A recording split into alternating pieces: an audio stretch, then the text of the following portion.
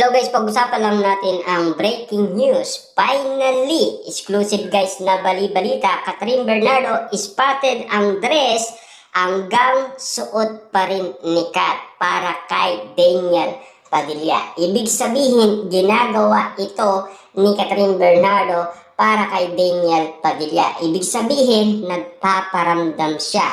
Noon kasi guys, si Daniel Padilla ang nagpaparamdam pero wala naman reaction si Catherine Bernardo. Kaya laging bali-balita, anong say mo Catherine Bernardo? Si Daniel Padilla ay suot na suot pa rin ang mga regalong binigay ni Catherine Bernardo. Walang epekto guys kay Catherine Bernardo. Ibig sabihin, nag-iintay lang siya ng action ni Daniel Padilla para sa moment na talagang kikilos si Catherine Bernardo. Kaya nga naman guys, sa ganitong sitwasyon, si Catherine Bernardo naman ang nagpaparamdam kay Daniel Padilla. Kaya nga naman guys, ang lahat ng tao, ang sinasabi nila, nagkabalikan na daw sina Daniel Padilla at Catherine Bernardo. Yan kasi guys, ang kanilang prediksyon dahil sa kanilang mga napapansin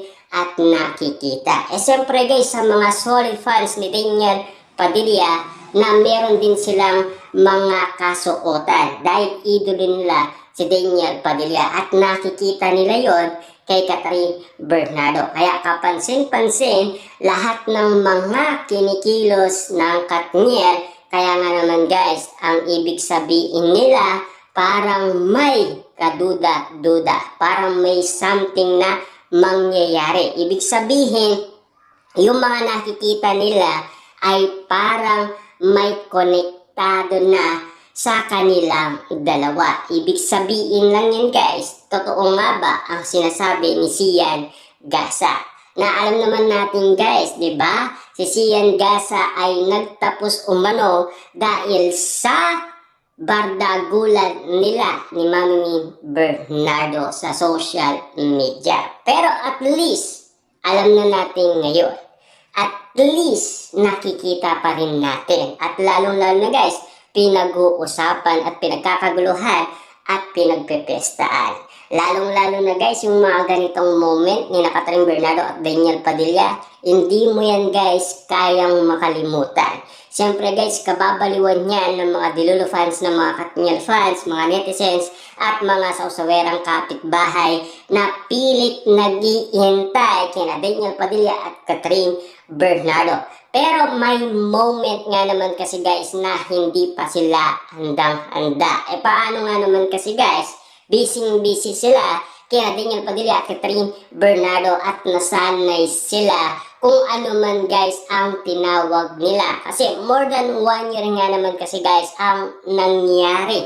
Dahil alam nila, iwalay na sina Daniel Padilla at Catherine Bernardo. Bagamat guys, ang mga ganitong sitwasyon ngayon na pinag-uusapan, talagang may moment na guys na nangyayari.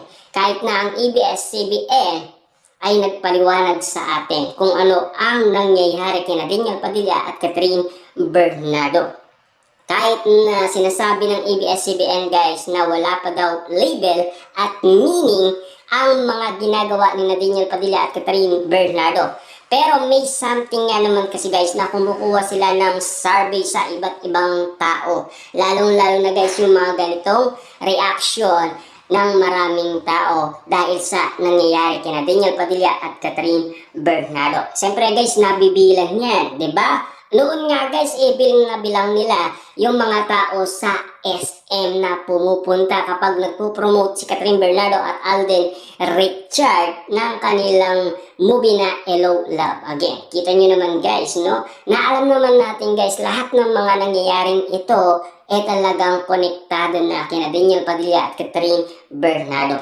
Kahit na kapansin-pansin man guys sa lahat ng mga reaction ng mga tao dahil sa nangyayari. Dahil alam naman natin guys na apektuhan na rin ang iba't ibang mga kaibigan ni Daniel Padilla at Catherine Bernardo dahil sa nararamdaman nila.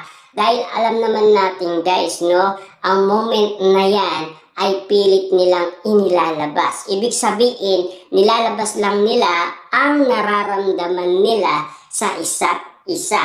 Kahit man guys, no, yung magkalayo sila, basta't nagpaparamdam sila, ibig sabihin yan guys, nagpaparamdam sila ng pagmamahalan sa isa't isa. Yan din guys ang exclusive na sinasabi ng tao. Dahil ramdam nila ang pagmamahal ni Daniel Padilla at Catherine Bernardo. Lalong-lalo na guys ang mga hugot nila sa isa't isa. Yan din ang pilit na nararamdaman at napapansin ng iba't ibang mga tao. Lalong-lalo na guys ang mga Katniel fans. Dahil yan ang pilit nilang nililinaw umano sa kanilang idolo. Kung ano na ang nagiging epekto nito sa kanila. Dahil sa pinag-uusapan sila at nagkakaroon sila ng moment. Lalong-lalo na guys, si Catherine Bernardo guys, laging spotted na pinag-uusapan dahil sa mga nangyayari sa Pilipinas Got Talent Season 7. Dahil napapansin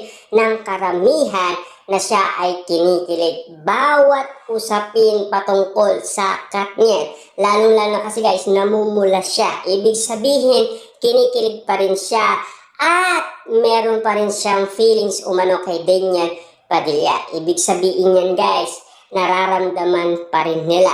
Lalong-lalo na guys, yung aurang nangyayari umano guys sa studio ng Pilipinas Got Talent Season 7 ay kakaiba na.